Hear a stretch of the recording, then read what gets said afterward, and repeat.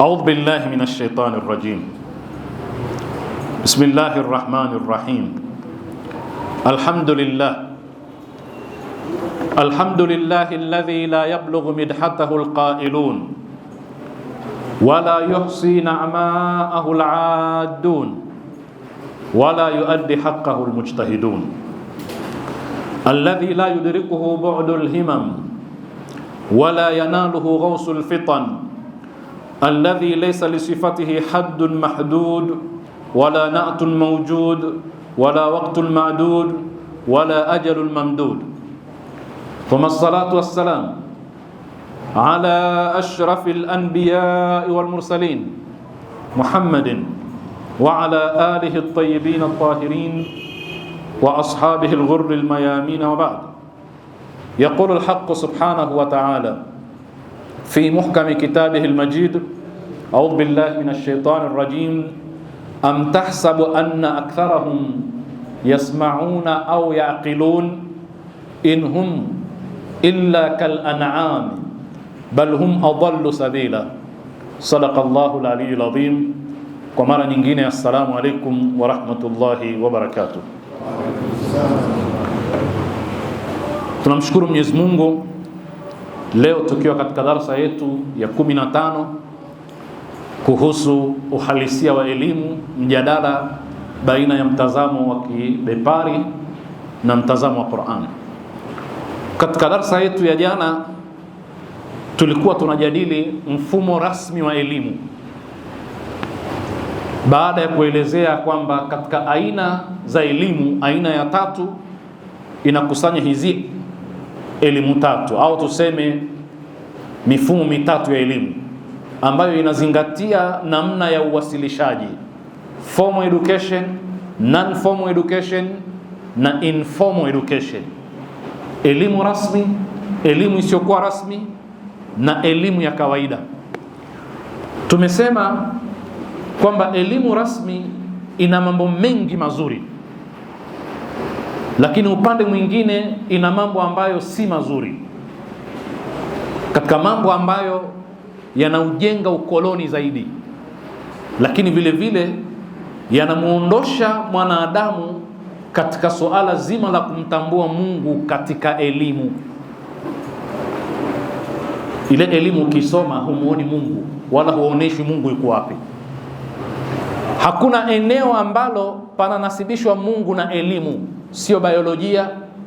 Biolojia haihusishi kabisa na Mungu. Jiografia haihusishi na Mungu.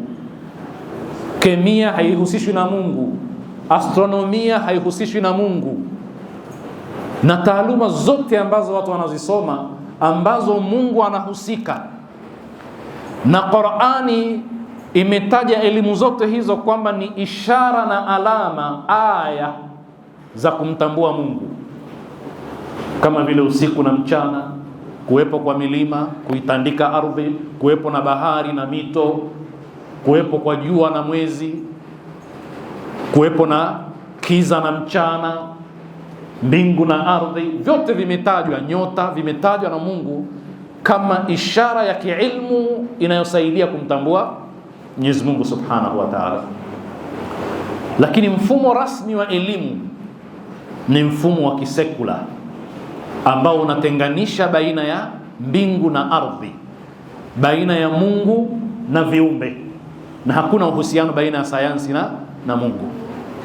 Na ndio tukaanza mifano ya dhana ya Charles Darwin katika masala ya kwamba mwanadamu ametokana na mnyama. Tumeona na tukalijadili jana. Lakini mbali na dhana ya ukuaji wa mwanadamu kutoka mnyama mpaka kufikia binadamu ambao unaitwa nini? Evolution of man. Evolution ni changes zinazotokea kwa miaka mamilioni kadhaa. Evolution tofauti na revolution. Revolution ni mapinduzi, kitu kinatokea ghafla cha haraka. Evolution ni changes zinazotokea kwa kipindi kirefu, yani wewe mpaka umefikia kuwa mwanadamu ni mamilioni ya miaka kutoka mnyama, ndivyo wanavyosema. Na ndio tukajadili jana, tukatoa baadhi ya nukta. Tukasema kuna ile missing link, kile kiungo cha mwanadamu ambaye yuko safarini, katokea unyamani anaelekea ubinadamu, katikati hapa mbona hatumuoni? Na hili tulijadili. Lakini nukta ya pili tulisema ni pale tunapofundishwa katika biolojia, ukaambiwa wewe mwanadamu ni katika kundi la wanyama wanaoitwa mammals, yani mamalia athadiyat. Kwa hivyo wao ni wenzako, wanyama ambao wananyonyesha. Kama unatakiwa utoe mfano kwenye mtihani, ni wanyama gani wanaonyonyesha, unatakiwa uanze mwanadamu, ndio mnyama wa kwanza huyo, ndio kundi hilo, sio? Kwa hivyo tunafundishwa kwamba huyu mwanadamu ni mnyama. Hakuna mahala unafundishwa kwamba mwanadamu wa kwanza ni Adam, au sisi ni viumbe pekee tofauti na wanyama. Na ndo tukasema kwamba hata mambo ya kuingiliana waume kwa waume, wake kwa wake, yamesingiziwa ili kundi la mammals, kwamba 6 to 10% wana tabia hiyo, na sisi kwa kuwa ni kundi hilo, na sisi tukiwa na tabia hiyo, sio jambo la ajabu. Nukta ya tatu ambayo tulikomea ni yale mawazo ya Aristotle aliposema kwamba binadamu ni political animals, yani ni mnyama anayeishi maisha ya kisiasa. Kwa lugha nyingine ni social animal, ni mnyama anaishi maisha ya kijamii. Na hivyo ndivyo tunavyopokea. Kwenye Qur'ani hakuna mahala mwanadamu kaitwa mnyama, bali ameitwa kwamba anaweza kuwa na unyama, na hilo tutaliona. Lazima tutofautishi baina ya mnyama na unyama. Mwanadamu hawezi kuwa mnyama, lakini anaweza kuwa na unyama. Na maana yake ni kwamba anaweza kuvua unyama kama ambavyo anaweza kuuvaa unyama. Hivyo ndivyo alivyoelezwa na Qur'an. Kwa hivyo kuwa yeye ni social animal ilikuwa ni nukta ya tatu ambayo tulizungumza jana. Mfano wetu wa nukta ya 4 ni yule bwana ambaye tuliwahi kumtaja, B.F. Skinner. Kama mnakumbuka, kwa wale ambao tulikuwa pamoja katika maana ya elimu, miongoni mwa waliotupa maana ya elimu ni B.F. Skinner. Na tulisema kwamba anayesomea ualimu katika zama hizi lazima amsome huyu Skinner, amsome Pavlov, Mrusi huyo, lazima amsome nani tena, Maria Montessori, Muitaliano mama huyu, lazima amsome John Dewey Marekani, lazima amsome Piaget. Hawa ni watu ambao wanaoitwa kwamba ni walimu kwa kusomea, wanakwenda kusoma fikra zao. Miongoni mwa hao nani? B.F. Skinner. Huyu Skinner alizaliwa mwaka 1904, ni wajuzi. Yeye ana nadharia yake katika kufundisha. Hawa wote tuliowataja ni wale wanaozungumza elimu kwa maana ya ufundishaji. Mwalimu anapoingia darasani anakwenda kufundisha, elimu kwa maana ya kwenda kufundisha. B.F. Skinner, tusikilizane vizuri sana. Anazungumza kuhusu nadharia yake ya ufundishaji inayohusu vitu viwili. Vitu viwili vyenyewe ni reward na punishment. Nini maana ya reward? Reward ni tuzo au zawadi. Punishment ni adhabu. Tuko pamoja bwana eh? Na huyu yuko katika madhehebu ya kielimu. Katika ilmu kuna madhehebu zake. Madhehebu yake inajulikana kwa jina la behaviorism. Wanaoamini vishawishi vinavyombadilisha mtu tabia. Ni katika elimu. Elimu inahusu behavior, yani inahusu tabia. Matarajio ni kwamba ukijua jambo fulani na tabia yako inabadilika, si ndio? Si kweli jamaa? Kwa hivyo elimu inahusishwa na tabia kwa sababu elimu inabadilisha tabia za mtu. Kwa mfano wewe Kiislamu, ukishajua kitu najisi muamala wako na kile kitu unabadilika. Kwa hiyo elimu inabadilisha tabia. Ukishajua kitu fulani kinaleta maradhi, si tabia yako katika mahusiano yako na kile kitu inabadilika? Kwa hivyo tabia ya elimu, sifa ya elimu ni kubadilisha tabia. Wenyewe wanasema ina influence behavior. Mpaka hapo tuko sawa sawa. Sasa katizame elimu zote unazozijua.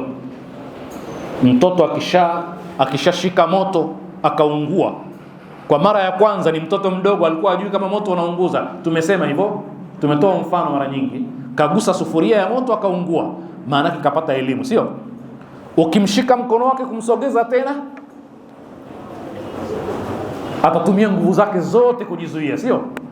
Kwa sababu behavior yake imebadilika baada ya kuwa tayari kishapata knowledge. Sasa yeye mahali ambapo tunataka kumjadili huyu, madhehebu yake ni masala ya kubadilika tabia. Mwenzake katika madhahabu hayo ni Ivan Pavlov ambaye ni Mrusi. Yeye alifanya majaribio yake kupitia panya na njiwa, na hapa ndipo ambapo tunamjadili panya na njiwa. Kwa mfano, tuchukue mfano wa panya. Maanake ukienda kusoma katika vitabu wanajadili kitu kinachoitwa Skinner box, kwa sababu ndio tajiriba yake, ndio zoezi lake alilifanya, majaribio yake aliyafanya. Akamchukua panya akamweka katika hilo box au sanduku, kisha akaweka mahala kuna button, kuna kama pedal hivi fulani, ambayo ukiigusa ile pedeli mlango unafunguka. Ule mlango ukifunguka, mbele ya ule mlango kuna nini? Kuna chakula cha panya. Sasa yule panya akapewa zoezi la kwenda kugusa kile kibuttons, alafu pale panafunguka, anakula chakula. Kwa hivyo hawezi kupata chakula mpaka apresi pale. Yule panya akazoea hilo, ikawa akitaka kula chakula anakwenda pale, ni kama vile anafungua mlango, sio? Kisha anakula. Kwa hivyo tabia ya kufungua mlango, tusikilizane vizuri, imepatikana kutokana na reward, yani kile anachokipata, sio? Kwa hiyo amedevelop tabia. Kama hakuna kile chakula asingefungua mlango, sio? Kwa hiyo kilichomfanya afungue nini? Chakula. Theory yake ni kwamba kwa kupewa kitu tabia ile imekuwa endelevu. Hiyo ndio nadharia yake. Lakini punishment, akafanya utaratibu fulani wa kumwadhibu yule panya. Sauti kali ya kutisha, na wakati mwingine umeme kidogo kama shot. Hiyo tabia ikamnyima panya asisogelee ile pedeli. Kwa maana ya kwamba, tusikilizane vizuri, kwa maana ya kwamba adhabu inaweza kuzuia tabia. Tuko pamoja? Adhabu inaweza kuzuia tabia. Hiyo ndio nadharia iliyomfanya awe mtu mkubwa duniani. Ndio nadharia ya nani? Skinner. Kwa hivyo sasa unapofundisha shule, watoto unatakiwa uwatreat kama alivyokuwa treated huyu panya. Na sisi issue yetu ni mnyama anapofananishwa na nani?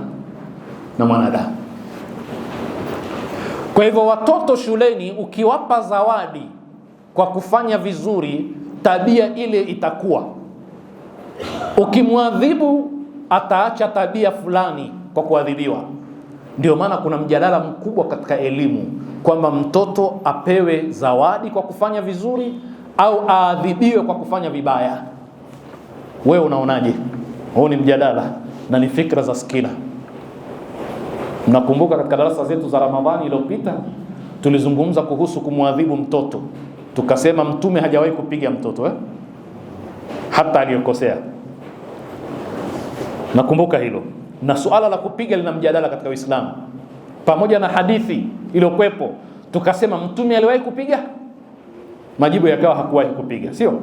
Lakini mimi siko huko, niko katika kuwa Huyu Skinner amekuja na nadharia anaitekeleza kwa mwanadamu 100% kama alivyotekeleza kwa mnyama.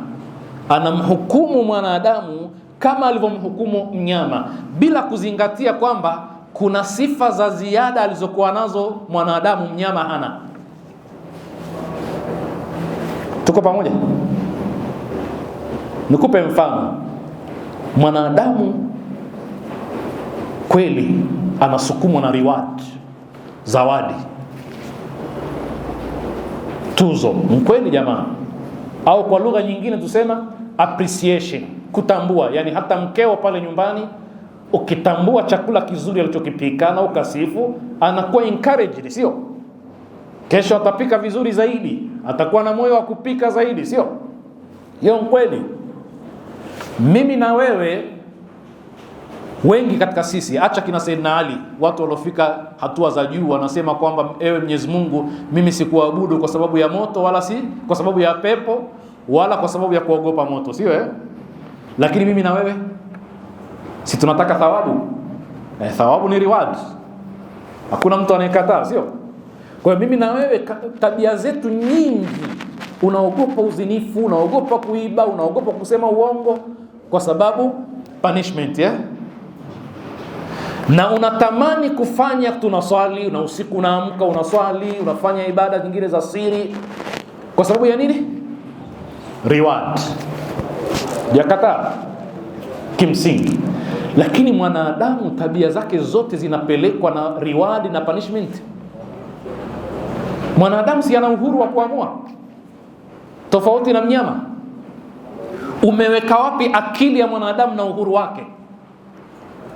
Kuna wakati mwanadamu, sikilizeni mfano huu, anaweza kupewa kitu lakini akavunjiwa heshima. Amepewa reward lakini ikiambatana na kuvunjiwa heshima, mwanadamu mwenye heshima anafanya nini? Anakataa reward. Kwa sababu gani? Kwa sababu ya kulinda heshima. Heshima kwa mwanadamu ni kitu cha juu sana. Mkitaka mfano tu wa kwamba heshima ni kitu cha juu, nyie nendeni katika eneo kuna foleni, ni benki pale, kuna foleni, umeingia tu benki wewe na una haraka, alafu foleni ile ina watu 30, kisha ukakubali ukae foleni ya benki au ya hospitalini ya popote pale jamaa, wewe ukakaa kwenye foleni, umekwenda mpaka umefikia wewe ni wa 15, alafu akaja jamaa kaingia mbele, hali yako inakuwaje? Unajisikia vipi? Mara nyingine ni kitu kidogo tu lakini kwa nini anitangulia? Ametuonaje sisi Heshima ya mwanadamu ndio iko hapo. Mnyama, hakuna mahala mnyama analinda heshima yake. Yani mnyama anaamua kulinda heshima. Ndio maana mnyama angetakiwa alinde heshima. Heshima ya kwanza kabisa ilikuwa kuvaa nguo. Havai, sio? Wala hana mpango wa kuvaa. Kwa hivyo kuna maeneo ambayo reward haina maana ikiwa heshima itakuwa imevunjwa mwanadamu. Huwezi uka-apply ukatekeleza tajiriba yako, zoezi lako lile kwa mnyama 100% kwa binadamu. Itakuwa umemfananisha mnyama na binadamu. Mnyama ana akili, ana uhuru wa kuamua. Kisha huyu mnyama umemfungia katika eneo maalum, hana option zaidi ya kupress ile button apate chakula. Unampima kwamba chakula kitamvutia vipi na adhabu itamkanya vipi. Mwanadamu anaweza katika malezi ya mwanadamu kwa sababu ana akili. Ndio maana tumesema mwanadamu ana kitu kinachoitwa reasoning. Reasoning maana yake ni kutaka sababu. Ukiwa unamwadhibu mtoto bila kumpa sababu, hutobadilisha tabia zake. Tuko pamoja? Lakini ikiwa unamueleza sababu, hatari ya kile kitu, hata kama wewe haupo atakiacha. Ndio maana mtoto akipigwa sana anakuwa sugu, kisha habadiliki tabia. Unaweza kumkuta anachora ukutani, ukamwambia wewe, si nilikwambia usichore, akakuangalia huko anachora. Kwa sababu umejenga uadui baina yeye na wewe kwa kumpiga, sasa na yeye anakupiga kwa kuchora. Hayo ni mapambano, sio? Kwa hiyo mara nyingine kutumia punishment tu haijengi. Na kupeni mfano, kwani walipoamua Mayahudi wa Palestina, Mazayuni, kuwapiga wa Palestina, ilikuwa ni solution? Waarabu wanasema al-unfu yuwallidul unfa, mabavu huzalisha mabavu. Ndio maana utaona ile roho ya kupambana ya Wapalestina kila siku inaongezeka kwa sababu ya matumizi ya mabavu dhidi yao. Na hata dola yoyote ile ikitumia mabavu haizalishi ila mabavu, ndio reaction yake, sio? Kwa sababu gani? Kwa sababu mwanadamu ana akili. Kama ni mnyama atatoweka kabisa na tabia itabadilika kwa sababu ya mabavu, lakini mwanadamu hapana. Sio kila mara punishment ina influence behavior, inaweza kuleta reaction kinyume kabisa. Na kama utaki kuamini hilo, hebu walelee watoto wako kuwapiga tu, uone kama utawatengeneza kweli. Kwa hivyo hata Mwenyezi Mungu Subhanahu wa Ta'ala anasema jueni, tambueni kwamba Mwenyezi Mungu ni Ghafurur Rahim na ni Shadidul Iqab. Mwenyezi Mungu anataka ufahamu vyote viwili hivi. Usiamini tu kwamba utaadhibiwa tu, amini kwamba Mungu naye ana upendo kwako. Ndio tukasema siku moja kwamba moja katika makosa ya mimbari ya Waislamu, sisemi ya Kiislamu, moja katika makosa ya mimbari ya Waislamu ni pale ambapo mimbari ya Waislamu inawafundisha Waislamu sana kumwogopa Mungu kuliko kumpenda, mpaka Mungu amekuwa anatisha kwa Waislamu wenyewe. Sijui kama mmelahizi hili. Ile lugha ya kumwogopa Mungu imezidi mara nyingi sana kuliko lugha ya kumpenda. Na wewe kiakili tu ukiulizwa hivi, Mungu anataka umpende zaidi au anataka umwogope zaidi, baina ya kumpenda na kumwogopa, lipi Mungu analipenda zaidi? Ukitaka kujua jibu lake, tizama wewe na wanao, baina ya kuwa wakupende au wakuogope, unataka nini? Unatamani wakupende zaidi kuliko kukuogopa. Na Mungu Ta'ala Allahu anil amthali, ndivyo anavyopenda Mwenyezi Mungu. Kwa hivyo ilitakiwa nguvu zetu kubwa tuziwekeze katika mimbari ya Kiislamu katika kuwalea Waislamu kumpenda Mungu kuliko kuwalea zaidi katika kumwogopa. Walladhina amanu ashaddu hubban lillah, na wale walioamini wanampenda zaidi Mungu.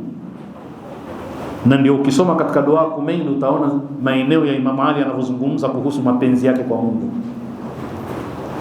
na anamwambia Mungu, ukiniweka peponi mimi sitoweza kuvumilia firaq, kuwa mbali na wewe. Suala sio kwamba umeniadhibu wewe Mwenyezi Mungu, la, mimi siwezi kuvumilia. La adhijanna ilayka wajijal amilin wala asrukhanna ilayka surahal mustasrikhin. Anaonyesha mapenzi yake kwa Mungu kuliko kule kuwa anamuogopa. Sasa tuelewe kwamba Skinner amefanya lile kosa ambalo tumeliona kwa Charles Darwin kwenye nadharia ile, kwa Aristotle kwenye nadharia ile, na nadharia hii. Sijui kama tuko pamoja bwana. Kwa mwanadamu sio sawa sawa na mnyama. Kumbuka ana atifa, ana akili, ana dhamiri yake, tumevieleza vyote hivi. Kwa hivyo ana uhuru. Lakini hatujakataa kwamba punishment inaweza kiasi fulani ka influence behavior na vile vile reward. Kwa yule ambaye hajafahamu vizuri, nampa mfano wa mwisho. Unafahamu kuna baadhi ya wabunge baada ya kuondoshwa bunge kuonekana live,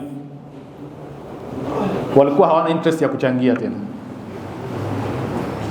Ina maana sasa ikiwa itaonyeshwa live wananchi wakaona, ina influence behavior za wabunge, kwamba nitaonekana nazungumza, wananchi wangu wataniona nimepiga kelele bungeni, kwa hivyo lazima aseme ili aonekane. Maana yake akifika kwa wananchi atasema kwa simliniona, nilisema kitu fulani. Sasa ilikuwa ina influence behavior. Ni kweli Lakini nakuuliza, sisi tunahitajia reward hii tunaipata kwa nani? Tunaipata kwa Mungu, sio? Katika amali zetu. Iqra bismi rabbika. Kwa nini iwe bismi rabbika? Kwa sababu ukishasoma kwa jina la Mungu utafanya kazi ya ilmu yako kwa jina la Mungu.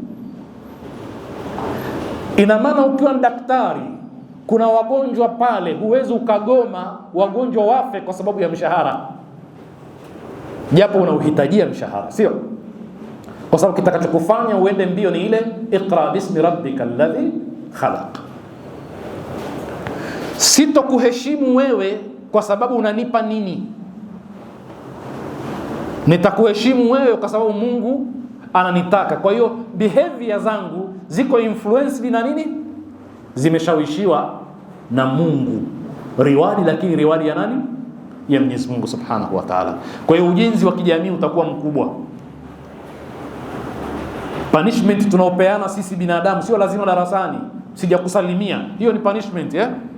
Kuna mtu mwingine punishment yake kwa mtu aliyogombana naye hamsalimii, ili a influence behavior yake, ambadilishe yule mtu, sio? Lakini mtu yule inategemea na yeye. Kuna mwingine mbishi, mshawapeni kisa, mwingine mbishi hata kwa Mungu, acha kwa binadamu wenzake.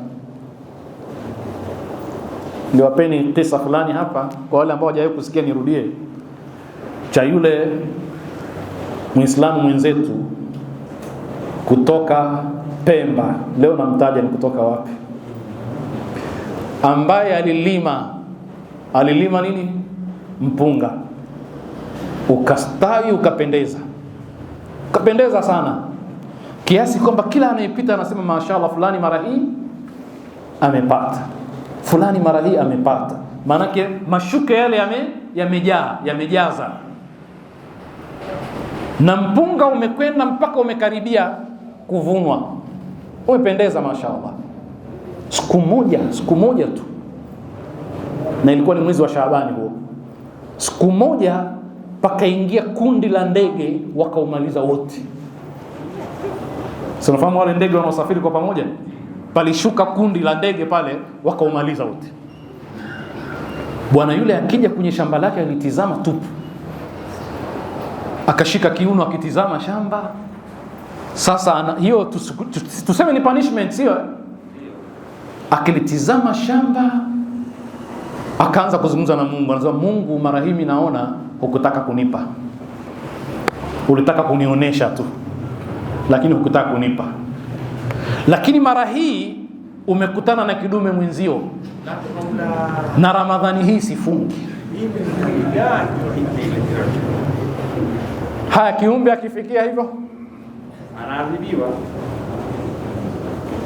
Kufuru ya namna hiyo, kwamba sasa neema imepotea na mimi simwabudu mwenye neema.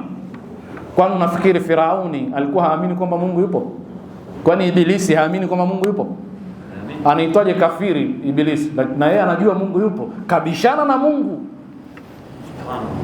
Ibilisi kabishana na Mungu, kwa hivyo anaamini kwamba Mungu yupo, lakini Mungu anamuita ni kafiri. Tuko pamoja bwana? Kwa hivyo tuelewe kwamba punishment kwa yule mnyama tofauti na binadamu. Kuna mwanadamu hata akifanywa punishment, akishakuwa sugu, yeye hana shida, kwa sababu anatumia akili na reasoning, anaweza kuwa na maamuzi nje ya yale. Kuacha huyu bwana anaitwa Pavlov, huyu anaitwa Skinner. Kuna Pavlov, yeye alifanya majaribio yake kwa mbwa. Kamweka mbwa mahala, kamfungia, kisha huwa anamletea chakula, lakini kaweka utaratibu fulani, anapiga kengele. Ile kengele ikilia, ndipo anampelekea mbwa chakula. Akishamzoesha mbwa kwa kipindi chote kile, kisha sasa akaja jaribio namba 2, anapiga kengele alafu hampi chakula. Nadharia yake yeye ni katika wale wa behavior, ni madhehebu ile tulioitaja ya Skinner ya kubadilisha tabia, lakini yeye madhehebu yake inahusisha kuhusianisha vitu viwili, kengele na yule na chakula. Kwa maana kengele ikilia, anafahamu mbwa kwamba ni chakula, sio? Nadharia ukizisoma utaona ni vituko tu Yaani sasa na adhana ikilia unajua ni time ya sala mwanadamu, sio? Kwa hivyo sasa, lakini alipokuwa akipiga ile kengele bila kumpelekea chakula, kilichotokea nini kwa mbwa?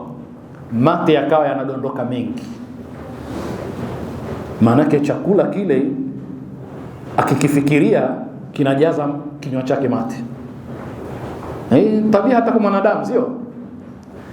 Kwa hivyo akaweka uhusiano baina ya kengele ile na chakula. Vitu viwili hivi vimewezaje kuathiri tabia? Sasa huyu ana tofauti na yule, kwamba huyu amehusisha tabia ya kimaumbile, kwa sababu mate yale ni tabia ya kimaumbile, sio? Ama kugusa baton na kutokugusa kwa panya kule kwa skina sio tabia ya kimaumbile, ni tabia inayotokea, sio? Kaihusanisha na elimu, kwamba elimu kuna vitu kadhaa vinatakiwa vihusanishe, alafu mtoto anaweza kufahamu, anaweza kuathirika kielimu, anaweza kubadilika kielimu. Kwani hoja yetu ya msingi iko wapi? Iko katika kumfananisha mwanadamu na mnyama. Sisi tumefunga sasa hivi, si maamuzi yako wewe kutokula. Hii ni sifa ya kibinadamu, sio? Hata akatamani kitu anaweza kujizuia kula, kwa sababu ana kitu kinachoitwa reasoning. Unapofanya majaribio yako, kuna majaribio yanayofaa kufananishwa na mwanadamu katika baadhi ya majaribio ya kimaumbile. Ndio mwanadamu leo hii tutafanya majaribio ya sumu kwa panya, sawa? Haya yanahusu maumbile. Tumeelewana? Kuna majaribio yanayotupelekea sisi tukaona tunaweza tukambadilishia kiungo cha mnyama tukamwekea mwanadamu. Hayo majaribio ya kimaumbile yanafaa. Lakini majaribio ambayo mwanadamu ana uhuru wa kwenda kinyume, hatuwezi kufanana na mnyama. Lakini hoja yetu ya msingi ni kwamba elimu rasmi inamwandaa katika nyanja mbalimbali mwanafunzi, mwanadamu, kuamini kwamba yeye na wanyama hawana tofauti, wako sawa. Sasa hii ni mifano michache tumeitoa, lakini mifano ni mingi sana, na wewe huwezi kujua unaathirika vipi kuamini kwamba wewe ni mnyama. Sitaki sasa kutoa nadharia ya humanism ambayo tutahitajia maelezo marefu. Naweza kudokeza tu kwamba sisi tunaishi katika zama ambazo kuna nadharia inatutawala katika maisha yetu, inaitwa humanism. Ukiona al-insanawiyya, unaona ina neno insani, human, unaweza ukasema kwamba ya kibinadamu,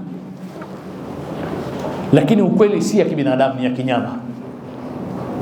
Hii ni nadharia iliyojengeka katika misingi ya kutambua hisia za mwanadamu. Naomba ili neno hisia tulipigie mstari. Yaani mwanadamu amevuka hatua ya kutambua akili yake na akili muongoze.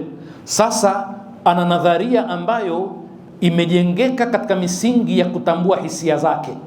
Sisi hatusemi kwamba hisia za mwanadamu si muhimu. Hisia za mwanadamu ni muhimu. Kujeruhi hisia za mwanadamu si sawa sawa, sio? Lakini hisia zinatakiwa zitanguliwe na akili. Unapomhukumu mwanadamu kwa hisia peke yake, ukaweka akili pembeni, unamtoa katika mstari wa ubinadamu, unamwelekeza katika njia ya uhayawani. Unajua,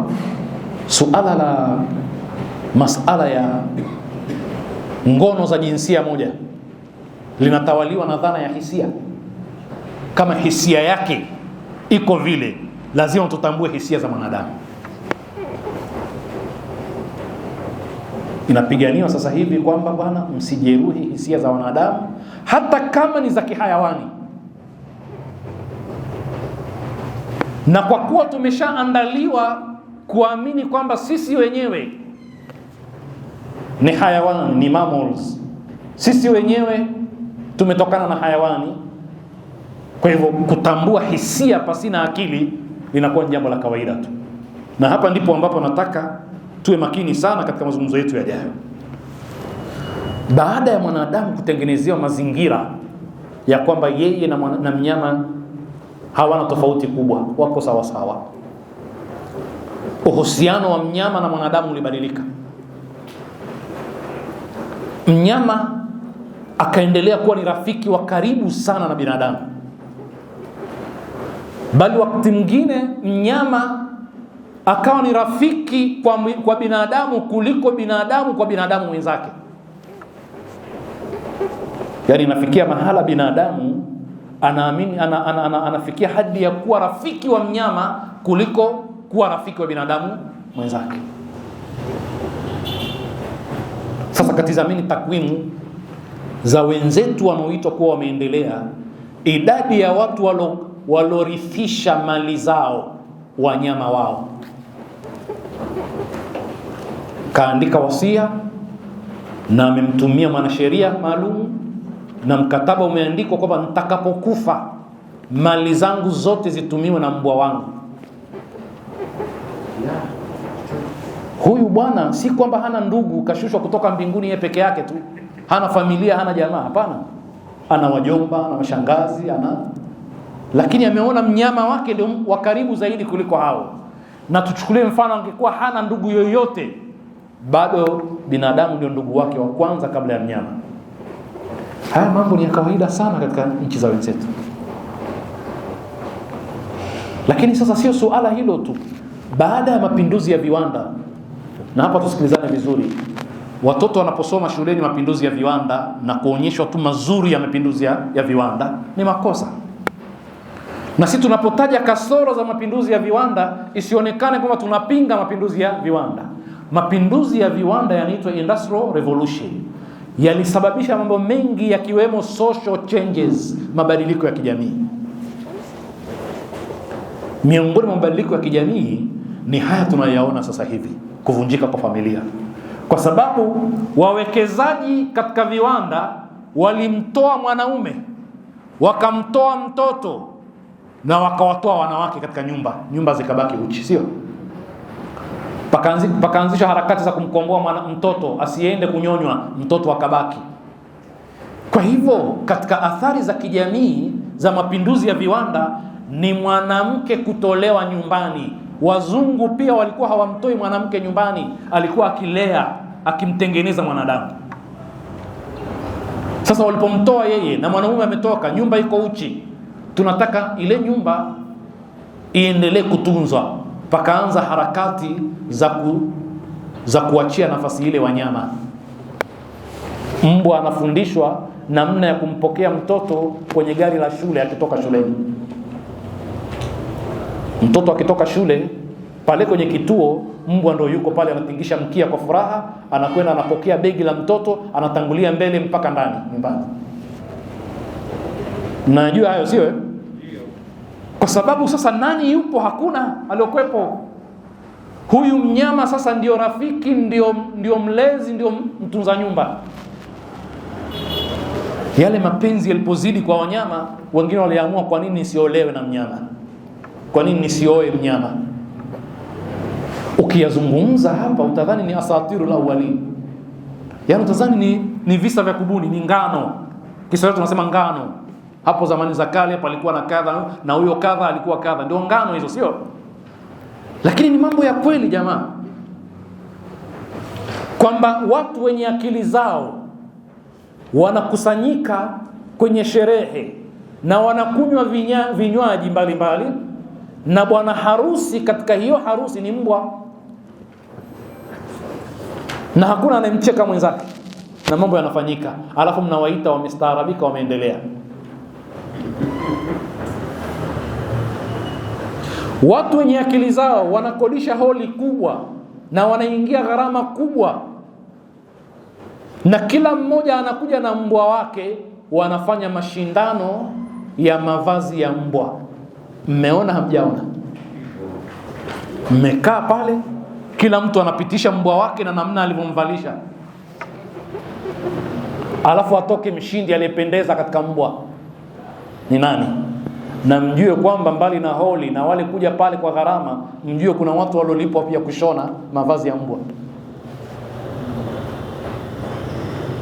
Mmoja katika mashekhe zetu, simtaje jina hajaniruhusu, lakini wengi katika sisi tunamjua, hayuko hapa Tanzania, yuko Uingereza. Ananiambia mara ya kwanza nilipokuwa Uingereza nikipanda zile treni zile za mjini zile metro, kwa mara ya kwanza nilijisikia kinyaa cha ajabu ni pale nilipokuwa katika treni, alafu nikamuona mzungu amekaa kwenye kiti chake na mbwa anakula ice cream yake, anairamba kisha anamrambisha na mbwa wake, wanakula pamoja. Anasema nilisikia kinyaa cha ajabu. Sisi hatujafikia huko jamaa, lakini sisi tunakwenda huko. Kwa nini hamuoni jamaa sasa hivi? Mtu ambaye rangi zake za kiza kama mimi anatembea na mbwa wake huku nini kila mahala. Hamjawaona? Hamjawaona anamweka mbwa wake kwenye gari pembeni, wanakwenda naye kila mahala. Ndio tunakwenda nayo hayo, sio? Yule anapendwa kuliko wewe na ana nafasi kubwa kuliko wewe. Na tumesema kwamba Marekani kuna zaidi ya hospitali 20,000 za wanyama, lakini kuna binadamu wanaokufa kwa kukosa madawa katika nchi zetu. Tumesema katika hospitali zile kuna department mpaka ya emergency kwa mbwa, kwa paka na wengine. Sisi hatusemi kwamba hatukubali mnyama hauliwi bila sababu Kiislamu, sio? Ima awe anadhuru au kuna manufaa ya kumla. Uislamu uko hivyo, sio? Si tunaamini kwamba hata wakati wa kumchinja mpe maji, ana nafasi yake, sio? Hata wakati wa kumchinja usimchinje mnyama mmoja mbele ya wengine wanaosubiri kuchinjwa, ni makruhi, sio? Tunayo hayo, lakini sio kiasi cha kumpaza mpaka afikie level ya binadamu au amvuke binadamu. Hatumfikishi kiasi hicho. Sasa haya ni mambo ambayo wanaoitwa wameendelea wameyafikia. Sisi leo tutakomea hapa, kesho inshallah tutaendelea. Tuelewe kwamba tuko katika kuzungumzia formal education, elimu rasmi, namna ambavyo inatuepusha na Mungu na kutupeleka katika uhayawani, unyama zaidi, badala ya kutupeleka katika binadamu, ili hali elimu ndio sababu kubwa ya kumfanya mwanadamu awe na heshima. Kupitia elimu wanataka kuivunja heshima ya mwanadamu. Nas'alullah al-auna wa at-tawfiq lima yuhibbu wa yarda, innahu waliyyu at-tawfiq wa bihi nasta'in, walhamdulillahi rabbil alamin.